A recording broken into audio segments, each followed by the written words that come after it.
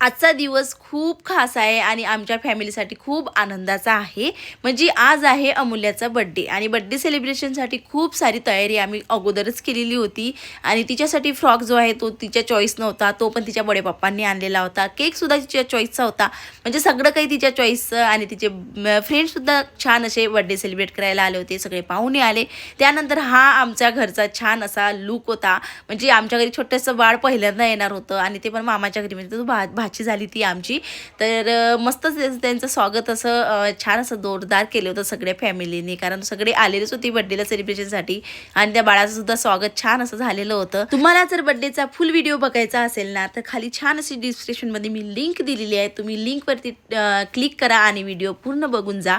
आणि आजचा दिवस ना खूप मस्त असा गेलेला होता. बाय. आजचा दिवस खूप खास आहे आणि आमच्या फॅमिलीसाठी खूप आनंदाचा आहे. म्हणजे आज आहे अमूल्याचा बड्डे आणि बड्डे सेलिब्रेशनसाठी खूप सारी तयारी आम्ही अगोदरच केलेली होती आणि तिच्यासाठी फ्रॉक जो आहे तो तिच्या चॉईस नव्हता, तो पण तिच्या बडे पप्पांनी आणलेला होता. केकसुद्धा तिच्या चॉईसचा होता. म्हणजे सगळं काही तिच्या चॉईसचं आणि तिचे फ्रेंड्ससुद्धा छान असे बड्डे सेलिब्रेट करायला आले होते. सगळे पाहुणे आले. त्यानंतर हा आमच्या घरचा छान असा लूक होता. म्हणजे आमच्या घरी छोटंसं बाळ पहिल्यांदा येणार होतं आणि ते पण मामाच्या घरी, म्हणजे तो भाची झाली ती आमची.